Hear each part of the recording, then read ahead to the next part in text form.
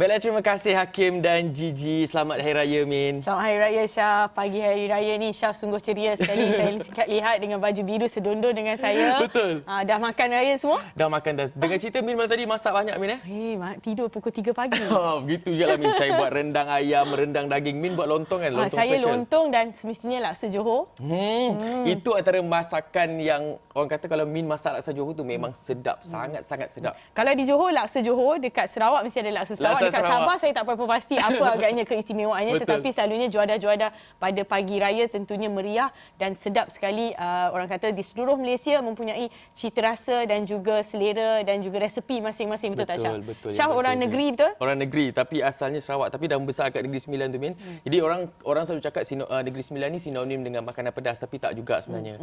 Ada kepelbagaian. Macam Min cakap tadi, setiap negeri ada identiti tersendiri. Baiklah, kita bercerita mengenai kegembiraan yang disambut pada Hari Raya. Tentunya tahun ini adalah sedikit berbeza. Kalau kita lihat perayaan Aidilfitri disambut sedikit berbeza dengan norma baru. Dan seperti anda dapat saksikan, saya dan Syaf juga mengamalkan jarak sosial yang selamat. Jadi kepada anda yang ingin keluar berhari raya, boleh melakukannya. Hari ini adalah hari yang anda boleh keluar di rumah rakan-rakan dan keluarga yang terdekat, tetapi kena amalkan SOP yang telah digariskan oleh Kementerian Kesihatan Malaysia. Baiklah, kita nak mulakan dengan kisah dari Sarawak ni, Min. Sebenarnya dalam kita bergembira ni sebenarnya ada juga yang bersedih berhari raya. Maklumlah mungkin ada yang tak dapat pulang ke kampung halaman disebabkan oleh Perintah Kawalan Pergerakan PKPB ni. Jadi Muhammad Azizi Rahim antara mereka yang terpaksa menyambut Syawal tanpa ayah dan ibu di sisi. Dia yang berasal dari Miri, menetap di Kuching bersama 3 adiknya yang juga menyambung pengajian di bandaraya itu. Jadi kalau nak tahu kisah Muhammad Azizi Rahim ni, sama-sama kita saksikan klip ini. Pada mulanya memang rasa agak singkol biasa sebab setiap tahun memang kami orang akan balik ke kampung, tapi bila kami orang empat selalu berloya lepas sungkir dan sebagainya, kami orang madahlah sesama kami orang sihal untuk bila lagi kita mau beraya di Kuching. Sebab kita pun tahu bila lagi keadaan macam tu akan pulih. Pertama kali beraya berjauhan dari keluarga, Aidilfitri 3 beradik ini akan disambut dengan cara tersendiri. Dalam masa 2 minggu yang menjelang Hari Raya, perasaan mau menyambut Hari Raya yang muncul semula, yang macam kita mau, apa hal kita simak menyambut raya benar-benar.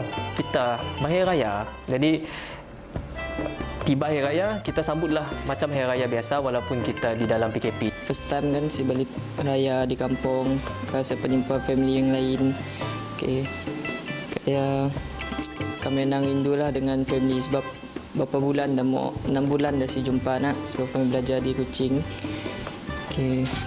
Kami berharap agar dapat baliklah sebab harap kata boleh habis dalam tahun tu juga. Meskipun berjauhan, mujur ada kecanggihan teknologi yang menghubungkan 3 beradik ini dengan insan yang jauh di mata. Kami orang dah menetapkan tema baju raya warna merah. Jadi Sidak di Miri pun baju raya warna merah. Kami orang pun di situ warna merah. Jadi dengan video call semua boleh nanggal lah. Okey, Sidak di Miri merah, kami orang pun merah. Jadi walaupun jauh, dia nampak dekat. Macam ni. Sebab selalunya lepas raya dengan mak bapak tak macam jauh nak susah lah. Bila dengar tak beres macam beras sayur.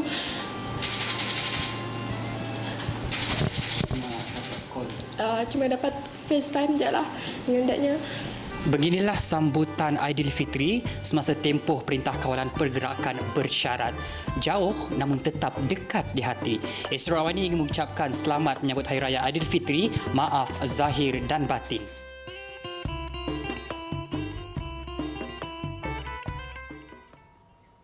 Sedih tengok kisah tu, Min. Maklumlah kita pun sama macam Min pun, ibu Min berada di Johor Bahru. Itulah, saya nak curi sikit lah. Mama dan Papa selamat Hari Raya.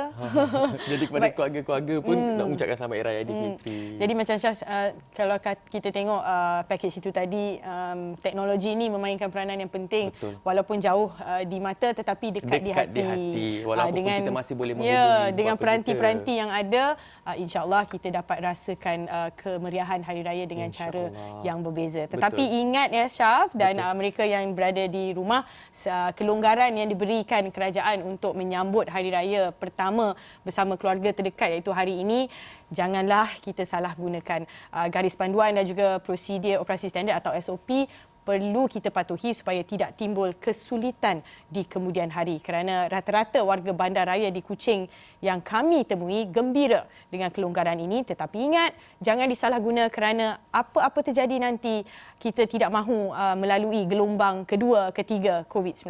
Kita saksikan. Bagi mereka, tiada apa yang lebih bermakna selain dapat berkumpul bersama keluarga di pagi Lebaran walaupun seketika.